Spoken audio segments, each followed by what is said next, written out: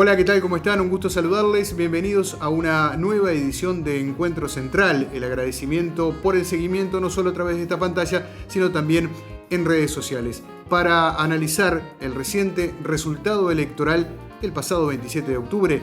Esta noche comparte un café con nosotros Richard Reed.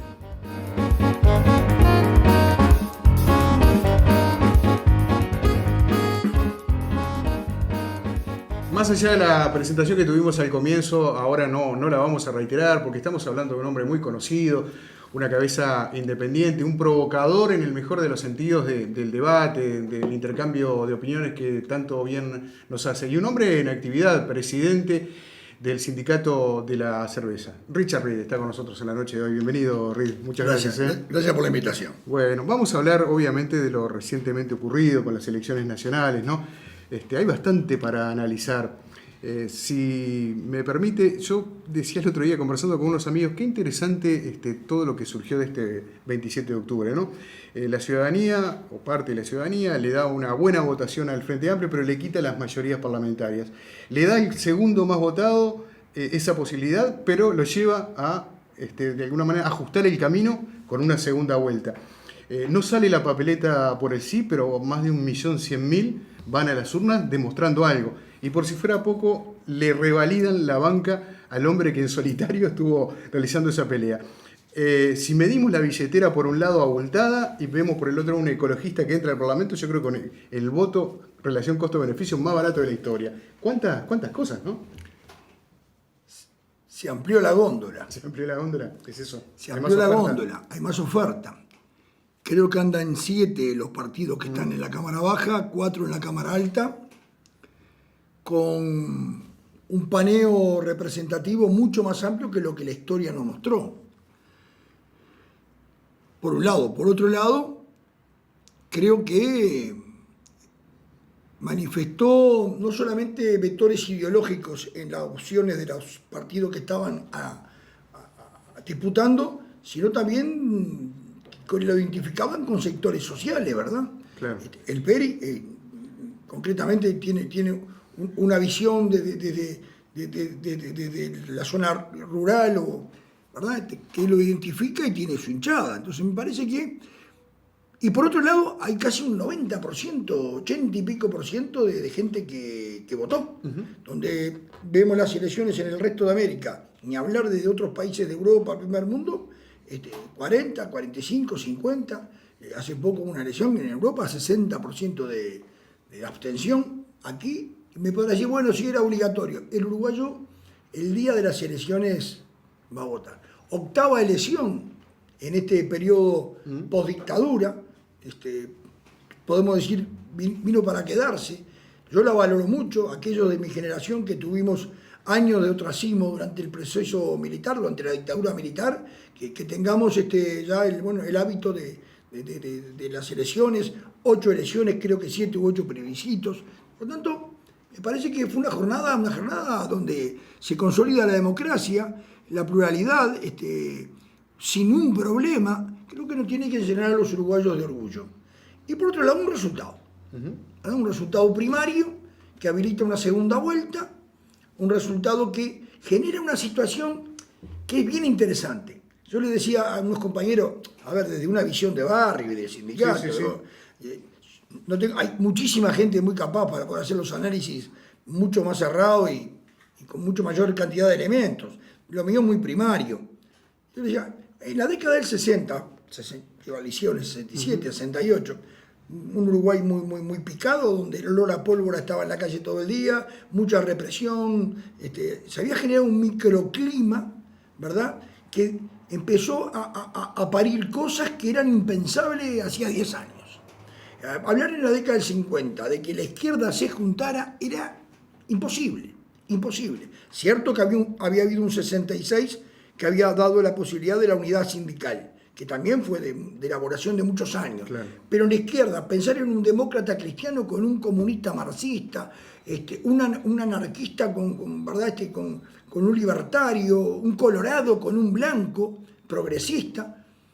Bueno, las circunstancias del país llevaron a que se conformara una coalición de progresista, izquierda, marxista, izquierda nacional, gente con visiones latinoamericanistas de los partidos tradicionales, algo que era impensable para el resto del mundo, hasta el día de hoy. Y bueno,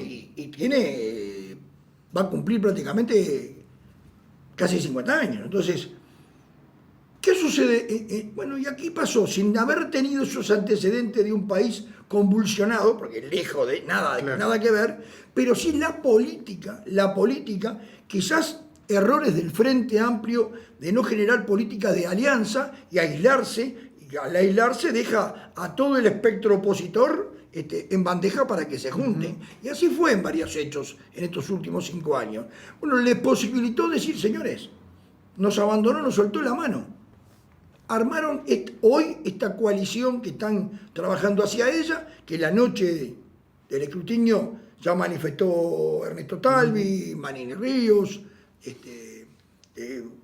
Pablo Mieres, Novik, una coalición técnica hacia el balotaje, pero deja la pelota ahí para ¿verdad? Algo mucho más, como que se vuelve a ser un bipartidismo de coaliciones.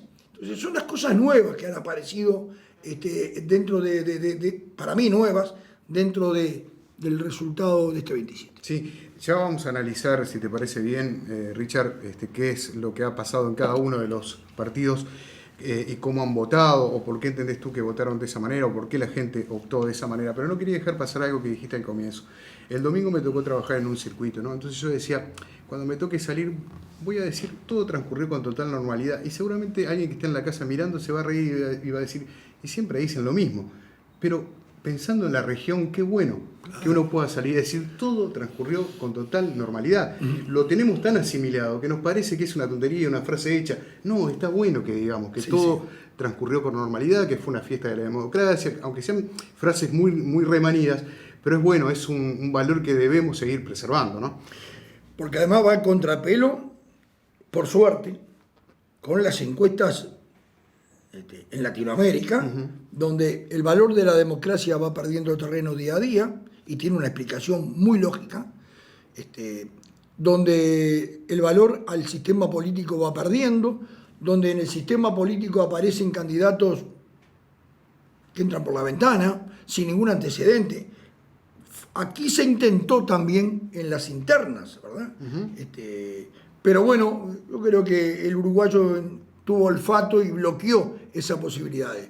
Bueno, cuando esa realidad en Latinoamérica sucede, y sucede porque es como una respuesta a hechos concretos que están pasando, lo de Chile hay que tomarlo en cuenta, ¿verdad? La gente se hartó. Pasaron años y años de gobierno distintos de aquí, de allá, de aquí, de allá, y la situación le sigue siendo igual. Bueno, yo creo que el progresismo, porque la izquierda en América Latina todavía no gobernó, tendría que poner las barbas en remojo, porque creo que también los resultados electorales son, entre comillas, siempre es el plebiscito a tu gestión. Bueno, entonces hay que ponerle oído, porque el reclamo en las urnas, que se manifiesta en las urnas, es producto de insatisfacciones o promesas incumplidas o actitudes reñidas con la ética y el comportamiento. Entonces, es bueno que los periodistas anuncien, en Uruguay culminó la jornada sin esto, cuando en el resto del mundo es un calderín. Exactamente. El Frente Amplio es el partido más votado, vuelve a serlo. Viene de varios años donde las encuestas auguraban una caída. Sin embargo, tuvo un repunte interesante esta fórmula presidencial entre agosto y septiembre. Quizás eso motivó que mucha gente alzara un poco las expectativas. ¿Cómo lo ves tú? Yo creo que hay varios factores. Es cierto, después de las internas, una interna muy flaca, porque siempre flaca cuando no generó expectativa en el frente de los 4 compañeros que se postulaban, no generó una expectativa, daba la sensación de que era, bueno, como es el frente, grupo familiar, entonces no había contienda, no había debate, ese debate de confrontación de ideas, entonces por lo tanto culminó como culminó. Es cierto que el día después generó, con el anuncio de la fórmula blanca esa misma noche, generó, obviamente, arrimó el chico al 1,20 m. y las encuestas no eran favorables. Hubo un repunte, yo creo que tiene que haber debe ser primero porque volvió a brotar en el fuero íntegro del Frente Amplista, bueno, Mamarruca, terminamos la siesta, vamos a poner la pila. Y por otro lado, al otro sector, el tema Chile no le favoreció. Sí. Hubo candidatos que ponían a Chile como referencia cuando Chile se estaba incendiando, ¿verdad? Las elecciones en Argentina, si bien fueron simultáneas, era un hecho cantado el resultado final. Entonces, hubieron alguna serie de factores allí, y creo que también la ausencia de un debate político con los temas, de mi punto de vista, con los temas de verdad para el periodo que viene, esa ausencia también generó en que la gente, bueno, yo creo que se lo ha debatido, ¿qué hacemos con el ajuste fiscal? ¿Qué hacemos con la educación? ¿Qué hacemos con el tema de seguridad? ¿Qué hacemos con el tema de relaciones laborales? Ahí van a aparecer las diferencias y quizás iba a convencer a uno o a otro, pero por lo menos el electorado iba a llegar a las urnas sabiendo que aquel iba a hacer tal cosa y aquel la otra. Creo que eso no estuvo, en esta primaria no estuvo, seguramente estará ahora en el correr de estos días y en el debate que se está esperando entre los dos presidenciables, puede ser que aparezca algo de eso. Entonces creo que eran muchos factores. Y volvió a rascarse la fibra frente amplista, me da la sensación. ¿Imaginas un debate? Porque yo los considero que el 38%, 39% es un muy buen resultado electoral. 3 años de gobierno, 15 años, con mucho desgaste. Un último gobierno de 5 años donde pasó entre noches, porque no hay muchas cosas para destacar. Un vicepresidente que lo renuncian por cosas bien complicadas y embromadas. Y bueno, eso no hubo una sanción social. Por lo tanto, el 38% habrá que ponerse la pila para remontarlo, pero es un piso interesante. Que es un piso que es un poquito más, pero parte, digamos, de un piso hacia esa búsqueda de la segunda vuelta, mucho más elevado que el que lo sigue, sí, eso sin duda. Mencionaste algo que... Pero el que lo sigue viene con una mochila. Sí. Armó la coalición, por lo tanto, no es versus el Partido Nacional, no, claro, es versus la coalición. Entonces, si tuviera nombre, si la coalición esta le pusieran un nombre de aquí al 24, creo que le darían mucho más espacio todavía. Claro, no es un 40-30 por redondear. No es un 40-30. Exacto. Mencionaste algo que me pareció muy interesante. Incidió el hecho de que el gobierno estuviera, porque vos dices, el Frente Amplio estuvo como aislado. ¿El gobierno también incidió eso? Pues estaba pensando en el gobierno de Mujica, por ejemplo, que tuvo como una cosa muy revulsiva, ¿no? Más allá de críticas o elogios. Y eso llevó también a que el Frente Amplio tuviera una buena votación desde el punto de vista de partido político. El Ejecutivo esta vez, el Ejecutivo de Vázquez, esta segunda administración, estuvo un poco retraído y eso motivó que no se incentivara, digamos, la... Objetivamente, a ver, ninguno se va a comparar, y yo creo que pasarán, yo no lo voy a ver seguramente, algún gobierno que se pueda comparar o empardar lo que fue 2005-2010. Para mí, un gobierno que aplicó medidas de izquierda, quizás sin compararlo ni ponerlo plato a plato con el gobierno de Pepe Valle, ¿verdad? Pepe Valle fue revolucionario en las 8 horas, el voto de la mujer, está rodeado de un Domingo Arena y un Pedro Figari que se comían crudo las ideas, ¿verdad? Y una barra de dirigentes sindicales, de gremios anarcosindicalistas pesados en la calle. El primer gobierno de Tabaré Vázquez habría que colgarlo y dejarlo porque para mí es la referencia. No fue así el segundo gobierno, donde fue lleno de promesas incumplidas, desde la regasificadora, el puerto de agua profunda, Aratirí, para decir algunos. Me estoy acordando de esos 3, pero hay algunos más. Y este gobierno no hay mucho para anotar. El chasquibús de que encontramos petróleo. Entonces, creo que, pero además, así se hubiera encontrado petróleo o algo, creo que tiene en el otro plato de la balanza la caída de un vicepresidente. Entonces, por lo tanto, es bravo remontar todo esto. La campaña del Frente fue para no perder lo conquistado. Me parece fantástico porque lo que vino para quedarse. Y en el caso laboral estaremos en la calle defendiéndolo, ¿verdad? Pero estamos hablando, todo lo que vino para quedarse es del 2005 a 2010. Y del 2000 al 2015 hay pocas cuestiones que hayan venido. Entonces, por lo tanto, hay una suerte de, ¿verdad? Y la otra oferta, la alternativa al frente, es una alternativa que seguramente va a llevar a una serie de conflictos importantes.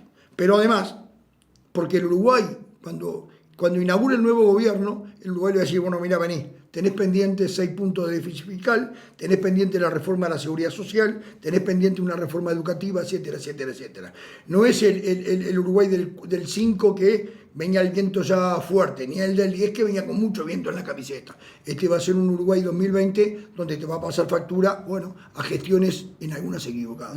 En este panorama electoral y ya como forma también de lo que puede llegar a ser un futuro gobierno y particularmente un futuro parlamento, surge allí un nuevo partido, con un líder con sus particularidades, pero si te parece bien te lo planteo después de la pausa. Estamos con Richard Reed, aquí estamos en Encuentro Central como siempre, ya venimos.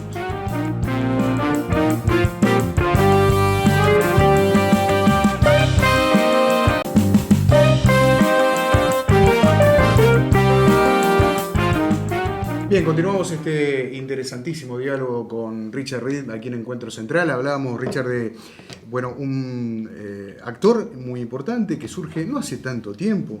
Si hace 8 meses atrás pensábamos que el ex comandante Manini Ríos iba a encabezar la cuarta fuerza política de este país, muchas realmente no lo iban a dar por cierto o iban a pensar que era un disparate. Sin embargo, ese hecho ocurre hoy. ¿Por qué crees que es así? El actor, es cierto, es reciente. Ahora, la partitura, el libreto y la puesta en escena es tan vieja como la ideología. Uh-huh. Lo que hizo fue separó, venía con el prestigio de haber sido comandante en jefe del ejército, que yo me reía un poco porque si hubiera sido el presidente del movimiento del PCNT el que hace eso, lo critican por haber usado a la fuerza sindical para postularse. Bueno, postuló sus galones, ¿verdad? Pero lo que hizo fue chiflar y vació, o sea, rearmó. Para mí es una dualidad entre una familia ideológica y una imagen de familia militar. Esa es la conjunción. Vos decís que encontraron al líder que estaban necesitando. Sí, claro, o sea, sector que olvídense de fotocopia, tal original, vengan todos acá. Que me parece que transparenta mucho más la política. Deja los gregres y esas coaliciones, porque el Partido Nacional es una coalición, como son, el Uruguay está lleno de coaliciones, ¿verdad? Lo deja más, habilita más hacia el centro, a trabajar mucho más el centro. Claro. Porque libera el resto de la derecha o de la derecha. Exacto. Eso por un lado. Sí. Por otro lado, yo lo he escuchado y lo sigo atentamente, no ha tenido discurso de desplantes, no ha tenido. Dentro de su perfil, no podemos pedir otra cosa, pero no ha tenido. Más ha jugado mucho con el discurso casi populista, ¿no? de reivindicaciones que históricamente son nuestras. ¿No? Entonces uno dice, ¿por qué las hace él? Y porque el otro no las hace. Es el espacio que le deja el titular. Ahí, yo lo escuchaba hablar de los desposeídos, hablar de los trabajadores, de los jubilados y los pensionistas. Se fue expropiando de un discurso que ese discurso era nuestro. Ahora, ¿por qué lo tiene él y no lo tiene quien tiene que tenerlo? Y bueno, alguien se distrajo quizás, ¿verdad? Y en la distracción le robaron y en la distracción perdiste, porque en estas cosas la política no es de vegetarianos. Acá te muerden el hueso y la carne. Entonces, creo que aprovechó un espacio y marcó un nicho, ¿verdad? Que es un poco lo que hablábamos en la primera pregunta. Las ofertas generaron una expectativa en la gran demanda. Ya no hay 2 o 3 productos en la góndola. Ahora hay 11, ¿verdad? Y seguramente puede haber más. Y esta coalición que yo decía que tiene algo parecido a los 71 en el otro lado, y bueno, es parte del Uruguay, claro. ¿Verdad? Del Uruguay donde todo el mundo se atomiza, el Uruguay se va concentrando. Entonces creo que es bueno, creo que le hace bien a la política, a la democracia. Ojalá mejore el debate político y vuelvan las usinas ideológicas con ese debate fermental que lo que hace es crecer a todo, ¿no? Claro, ahora en el caso de Cabildo Abierto es como ese hijo adolescente, rebelde, medio disco, lo que uno dice, la verdad que lo prefiero tener acá dentro de casa porque lo puedo controlar. O sea, lo prefiero adentro del juego democrático. Sí, claro. A ver, yo he escuchado... Se dice muchas cosas, además en campaña política es un mentidero, ¿verdad? Yo creo que es válido, un hombre que se dedicó a la política, sabía de antemano que tenía, y aprovechó también la situación de que no es sensación térmica, que es el tema de la inseguridad. Uno se imagina, mucha gente se imagina combatir la inseguridad y ve al lado un policía, un militar, un fierro, ¿verdad? Entonces, bueno, este nos va a representar. y también yo creo que canalizó el voto de gente que veía en la inseguridad una falta de acción, una falta de gestión por parte del Frente Amplio, al cual yo tengo mis matices con esa síntesis muy apresurada. Creo que se ha hecho cosas y creo que no se está tomando en cuenta que del otro lado no está el ladrón de gallina, ¿verdad? El delincuente, el vivillo, no, del otro lado están multinacionales del delito que ya están en Uruguay y que no teníamos el formato de saber cómo lo podíamos combatir, donde se adueñaron de espacios territoriales que yo estoy totalmente de acuerdo con lo que ha hecho Gustavo Leal. Me parece que ha hecho cosas muy importantes dentro de sus posibilidades y creo que ha marcado un perfil que Daniel lo tiene ahora como referente y posible ministro del Interior. Entonces, pero para la gente, para el común de la gente, esa gente que hay 1 millón que votó por el sí, vio en Manini una identificación con su inmediatez. Lo inmediato para la gente hoy es el tema de la seguridad. Claro, imaginemos un hipotético escenario en la segunda vuelta donde triunfe el Partido Nacional, o por lo menos el candidato de la coalición, por decirlo de alguna manera, Luis Lacalle Pou. ¿Cómo te imaginas a Cabildo Abierto? Desde el Parlamento, o sea, por fuera de la integración del gobierno, manejando cierta independencia, o también integrado al gobierno, porque Lacalle Pou puede tener a Talvi integrado a su gobierno y lo necesita en el Parlamento, pero también necesita de Cabildo Abierto en el Parlamento. A ver, si algo aprendí, yo aprendí muy pocas cosas en la vida, sigo siempre más horas de recreo que de aula. Aquí no hay orina agua bendita. Santo no se postuló ninguno, por lo menos no había ninguno, capaz que había alguno, pero yo no había ninguno. De los que están ahora ahí, ninguno es santo, ahí juega, es el tema del poder. Entonces, seguramente debe tener algún ministerio ya conversado y me parece totalmente legítimo. Ojalá el Frente hubiera hecho política de alianza y en vez de tener 8 o 10 todos los partidos en una coalición de oposición estuvieran lenguñando y el Frente estuviera haciendo política de alianza. El Frente quedó solo porque su política de alianza no existió. Y eso es una autocrítica muy fuerte que hay que hacer. Yo no sé si por soberbia, por querer ser más grande que los demás, pero es un hecho real. El Frente está solo, sin ninguna posibilidad de alianza. Aquí se nuclearon todos. Yo me parece que va a ser parte del paquete, sí, no tengo duda, va a ser parte del paquete, del ministerio, lo que sea, pero eso a mí no me quita el sueño. A mí me quita el sueño un solo tema de esa aparición. Varios, pero hay uno que me preocupa mucho. El Uruguay sí o sí, con una herencia de 5,7, 5,8 o 6 puntos de déficit fiscal, va a tener que meterle el diente. Lo que yo he escuchado ahora no es suficiente. Ahorros, me parece bien, algunos ahorros, pero el ahorro puede llevar 1,5 puntos, 1,6 puntos, no llega a 2, quedan 4. En un país que el crecimiento está en meseta y con declive a la caída. Por lo tanto, ¿cómo se arregla esto? Y hay que meter la mano a la seguridad social. Seguridad social que tiene 2 patas. La militar y el BPS. A mí me da la sensación que en una coalición donde hay un representante de la familia militar que ya ha hecho público su desagrado con lo poco, casi nada que se hizo, debe de ser uno de los puntos a conversar seguramente en la coalición. Mira, yo vengo contigo, te traigo los votos, pero esto no. Si esto es así, ¿qué van a hacer? ¿No va a haber reforma de la seguridad social? Si no hay reforma de la seguridad social, caput, este país no despega. Carretea hasta se da contra la pared. ¿Y qué? ¿Va a haber del BPS y no va a haber de lo militar? Entonces, eso es una cuestión que me gustaría que algún periodista le pregunte a Lacalle Pou. Dígame, ¿va a haber reforma no? ¿En qué condiciona la coalición de gobierno con el señor Manini Río a que usted tenga que meter el diente sí o sí a algo que es totalmente desigual, de una inequidad absoluta, donde la inmensa mayoría se jubilan con 35 o 40 años, cuando se jubilan van con el sueldo del cargo superior, pero además después van al sector privado, no se quedan en la casa rascándose, porque tienen las cajas civil, la caja de comercio. Entonces, por lo tanto, se llevan una buena jubilación, se retiran en plena edad laboral y se ponen a trabajar de vuelta. Bueno, esos privilegios, ¿seguirán estando? Es la pregunta. Y $500 millones por año 500, que caen en un pozo... 500 que van, incremento, y que si se desafecta los activos, si la reforma hubiera salido, ¿verdad? Entonces, pasa lo mismo en la industria privada, con el BPS.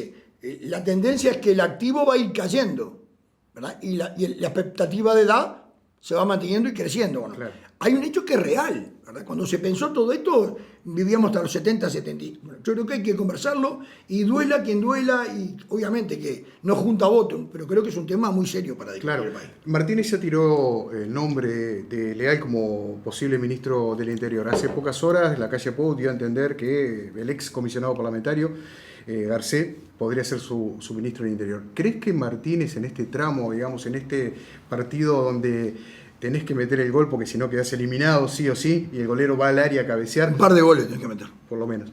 ¿Debería nombrar ya a futuros ministros de su gabinete? Yo creo que sí. Yo creo que sí porque el de economía es prioritario. Me consta que está haciendo un trabajo de conversaciones con muchísima gente, ¿verdad? Pero el de economía es fundamental, porque, a ver, hay preguntas. ¿El Consejo de Salario va a funcionar? Si va a funcionar. ¿Con qué contenido? ¿Cuáles son las pautas? ¿Cómo se va a ajustar el salario? Salario, esto que estamos hablando de la seguridad social. ¿Cuáles son los planes concretos inmediatos para frenar el ascenso del déficit fiscal? Y la respuesta la tiene que dar un ministro de Economía. Y un ministro de Trabajo. El ministro de Economía, de alguna manera, tiene, sí o sí, tiene que ser en junta con uno de ser ministro de Trabajo, ¿verdad?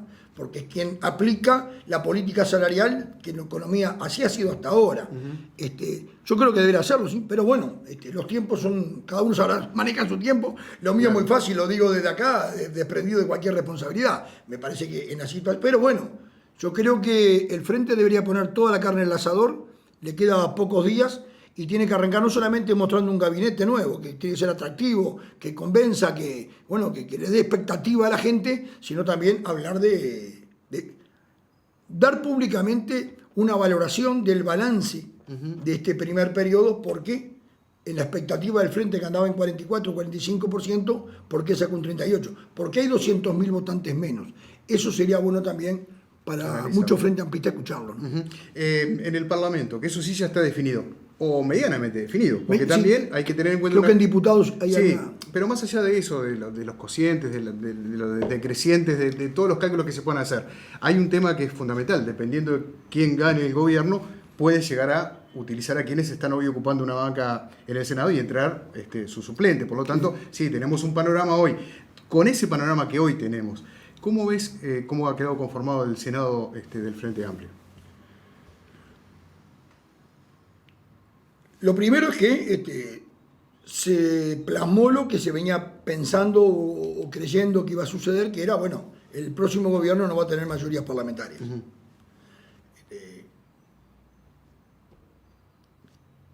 Eso es un tema que va a ayudar a sí o sí negociar.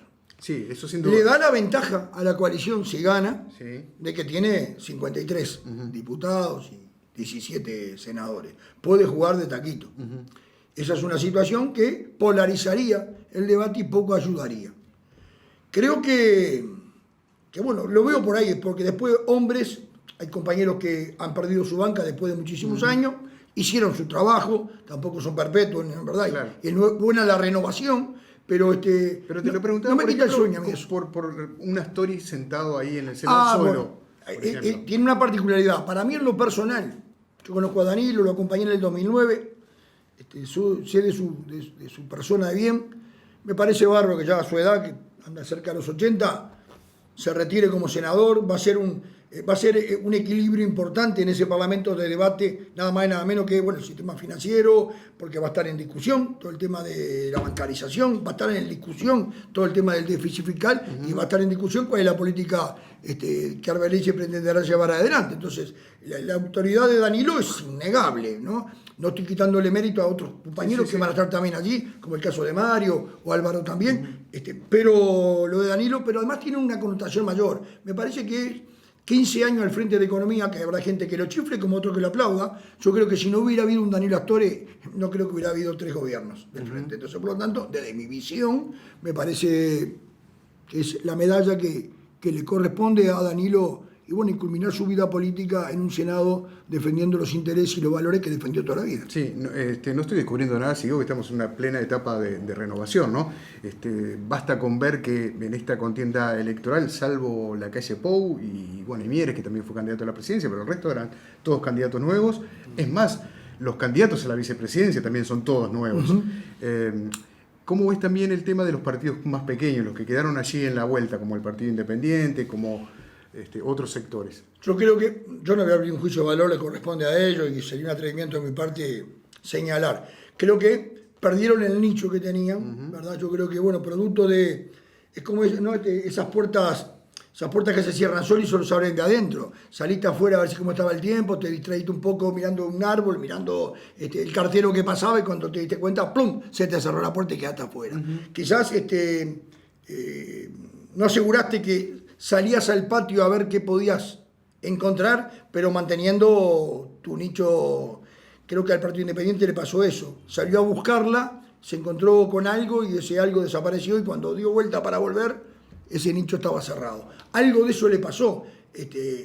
Por ejemplo, Pablo ha sido un hombre muy meritorio. Daniel Radío, un hombre que yo trabajé con él en la Comisión de Alcoholes todos estos años. Le conozco una valía enorme. Sé que pateó todo Canelones trabajando. Es un tipo íntegro. Para mí es un hombre de izquierda, ¿verdad? Bueno, son valores que bueno, el Parlamento se va a privar de verdad de esas brillantes cabezas con mucha experiencia. Pero bueno, vienen otros. Entonces, por lo tanto, la renovación está. También es cierto, ¿verdad?, que yo reivindico también a los viejos, porque un MPP con 300.000 votos sin Pepe era posible, y capaz que sí. Ahora, yo se lo adjudico mucho eso a Pepe, entonces, por lo tanto, sigue teniendo aquel encariñamiento con la figura, con el líder, con el carismático. Entonces, creo que sí que es el final, obviamente, es el final. Y ahora es el destete y quedará el camino para las nuevas generaciones, donde no aparece los líderes no se repiten, no hay clones,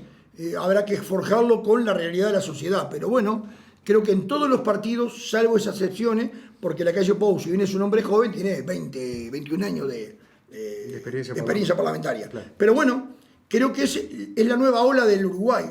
Va a tener que suceder en el movimiento sindical, también está sucediendo en el sector empresarial, en las cámaras, y bueno, habrá que ayornarse a este nuevo mundo, ¿no? Hablando del movimiento sindical, nos vamos a ir a una pausa, pero a la vuelta de la misma te voy a plantear primero que nos cuentes algunos proyectos en los que estás trabajando, que tienen que ver con la enseñanza, que tienen que ver con propuestas que venís impulsando, pero también hablar de, precisamente, para mí el más grande movimiento social organizado que tiene este país, que es el PIT-CNT. ¿Qué papel tendrá en los tiempos que se aproximan? Estamos con Richard Reid, ya venimos.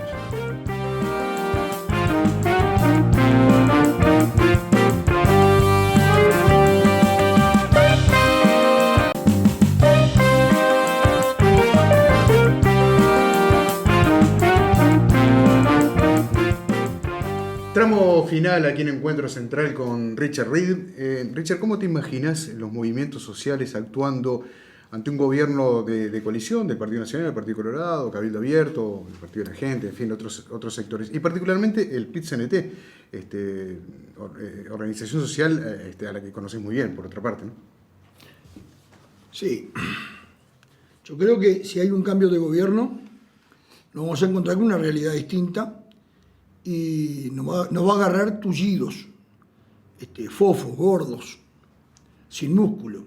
Va a haber que hacer un intensivo importante para ponernos a tiro, para poder correr y para poder estar en forma para pelear. Porque ha habido una siesta larga de tolerancia con algunos hechos donde miramos para un costado.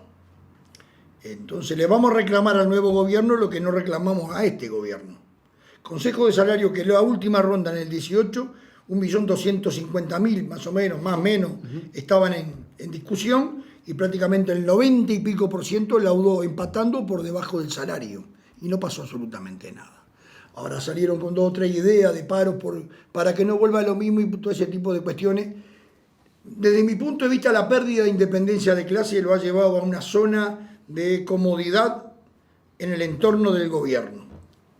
Yo soy crítico de eso, perder la independencia de clase, cuando se sacan el tapón de la bañera te va junto.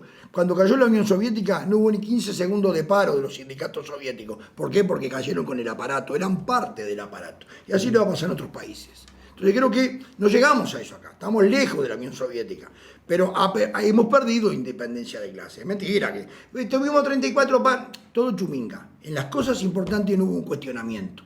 Y eso va a llevar que se haya perdido credibilidad.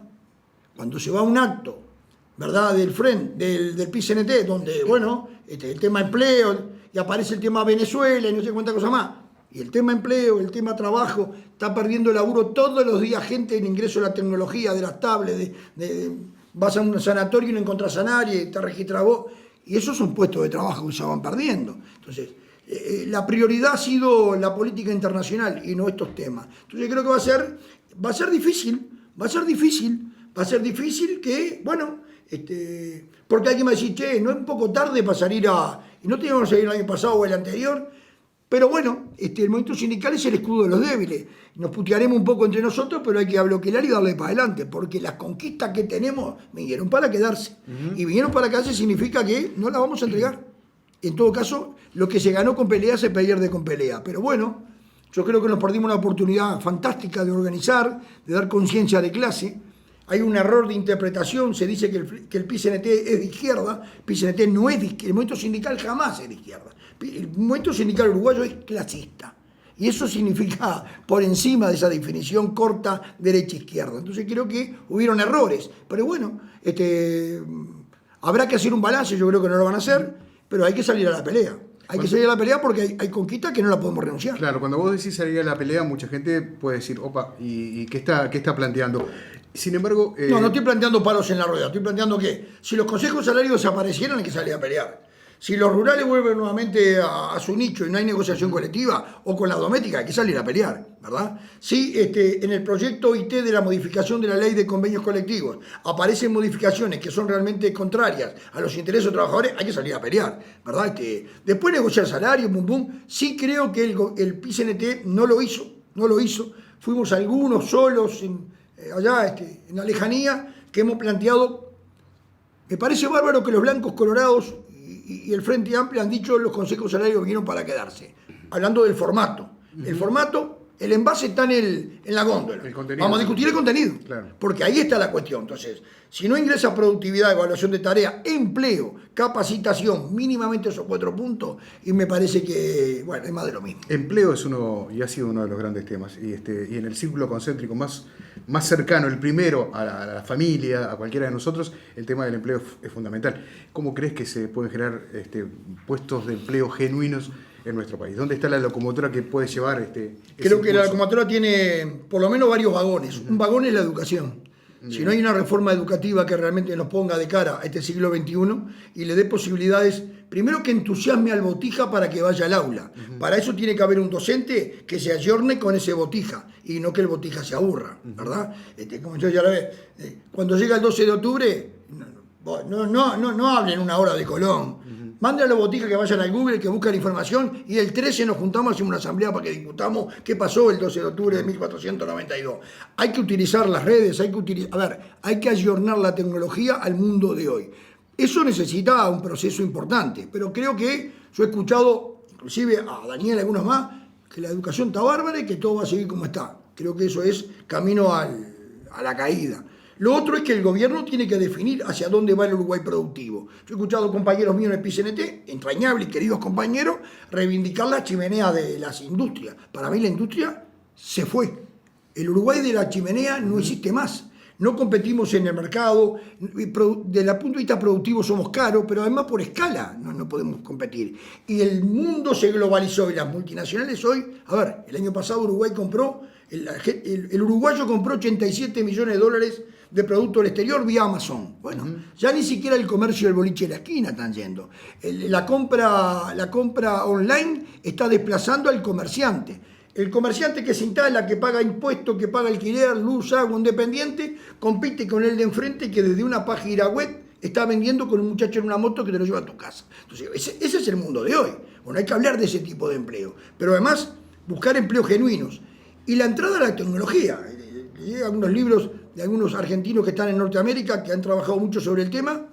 A ver, cayó Kodak, ¿no vas a quedar vos desde el boliche de la esquina de tu casa? ¿Y te parece que la inversión extranjera en nuestro país está asociada a ese tipo de emprendimiento? No, yo creo que hay un paso intermedio que no lo transitaron. Claro. Aquí todo el mundo levanta la vista o cierra los ojos y da vuelta a la página, y en el medio hay 170, 180 mil pequeñas y medianas empresas que sostienen 800 mil puestos de trabajo. Son realmente la espalda laboral genuina de este país, que no tienen un subsidio de nada, que si se atrasan en el BPS le arrancan la cabeza, que tiene que estar al día con la DGI, que tiene que pagar los seguros, etcétera, etcétera.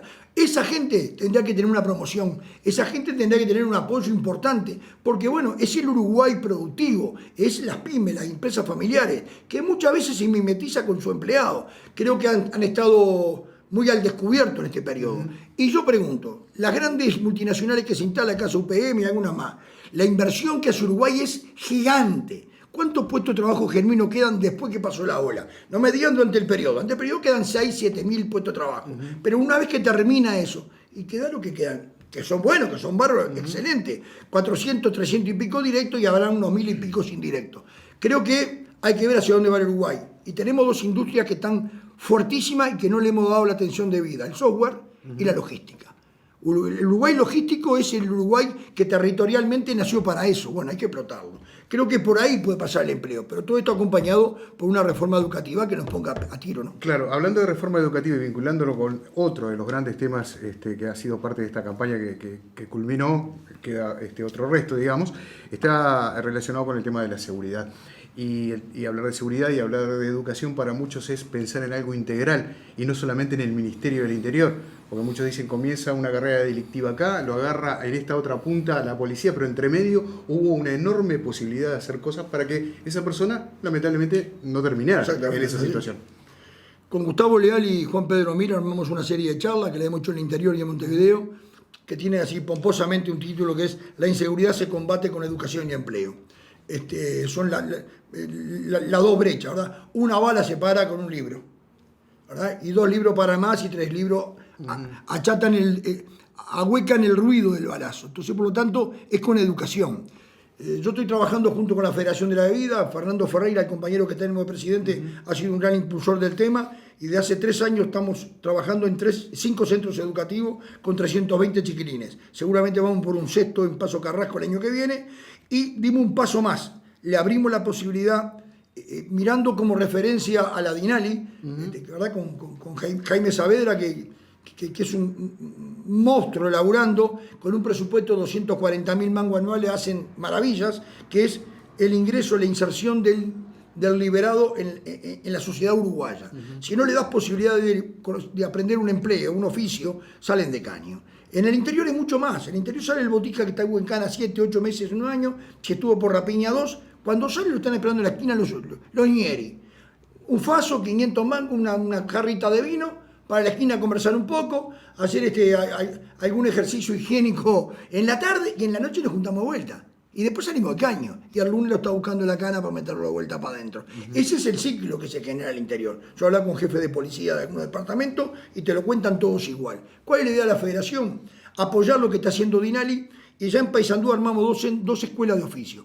Una en un barrio muy complicado, un barrio con contexto crítico, donde ahí está el hipódromo, y ahí armamos una escuela de oficio para variadores y jockey.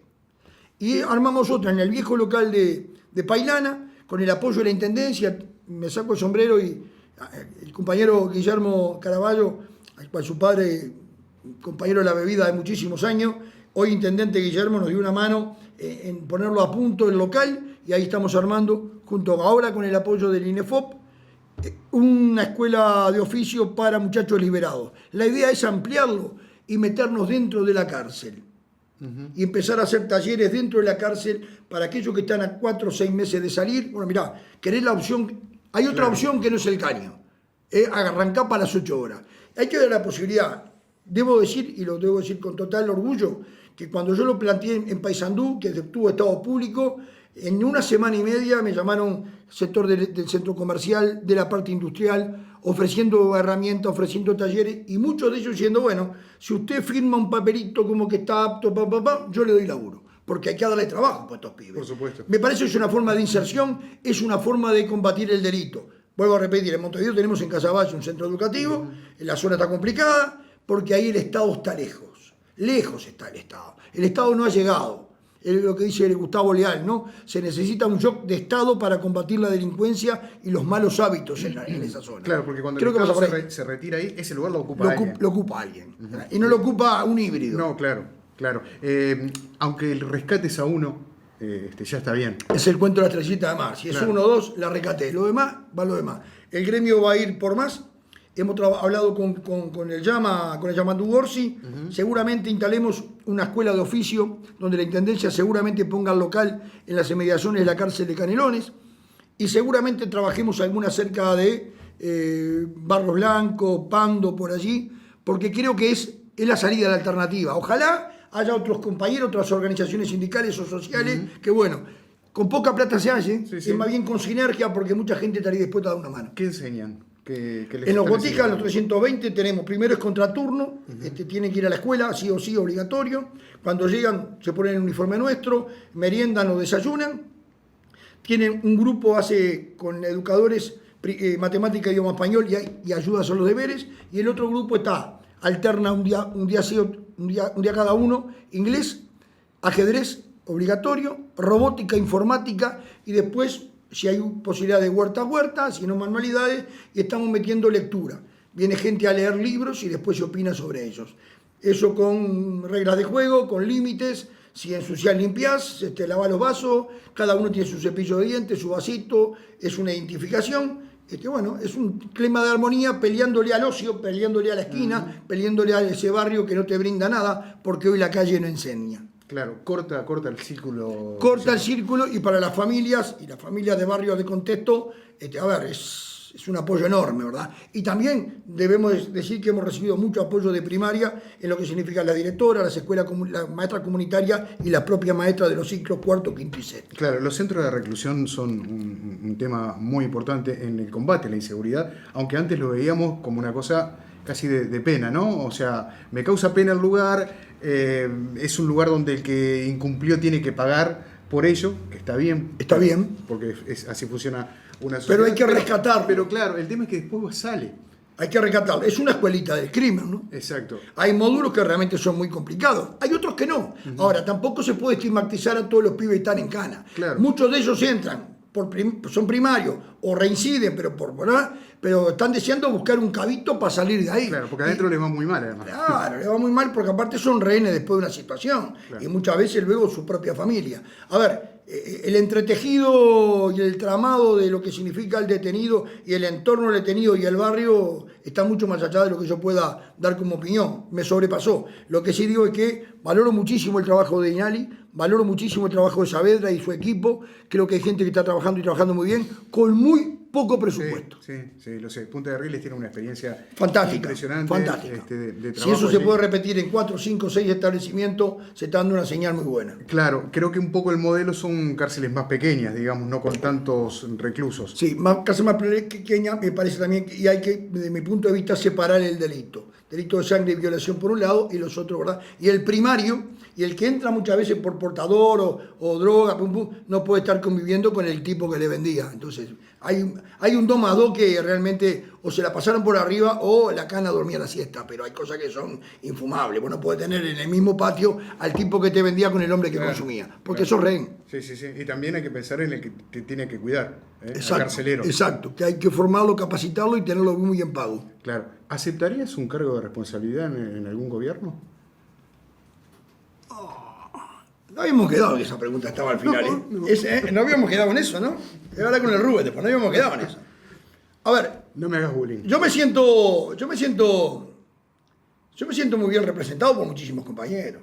Yo no tengo capacidad para estar en muchos lados. No creo en aquellos uruguayos que opinan de todo y se creen saber todo. Yo opino de lo que me parece y en alguna cosa seguramente le achingueo por un costado, ¿verdad? Pero es una opinión por lo menos franca y honesta, que no significa que tenga la verdad ni nada por el estilo. De ahí a la gestión hay un trecho, ¿verdad? Nunca me lo ofrecieron, si bien alguna vez, tanto Tabaré me han insinuado algunas veces, pero no, me he sentido bien donde estoy. Y donde estoy hago cosas. Soy un tipo mucho más ejecutivo. descarté toda mi vida el Parlamento. Ahí sí me han ofrecido para tener posibilidad de banca en el Senado y en diputado. No es para mí, me aburriría muchísimo ahí adentro, pero creo que el Uruguay que se viene necesita de todos. Hacer mezquindades y palos en la rueda por chicanas políticas, se viene un Uruguay de la vaca flaca, por lo tanto hay que estar. Yo no creo que sea capaz para estar al frente de nada. Muchas gracias, Richard. Gracias por la invitación. Amigas, amigos, si ustedes así lo desean, nuestro próximo encuentro el viernes a las 22 aquí en la pantalla de la Televisión Pública de Uruguay.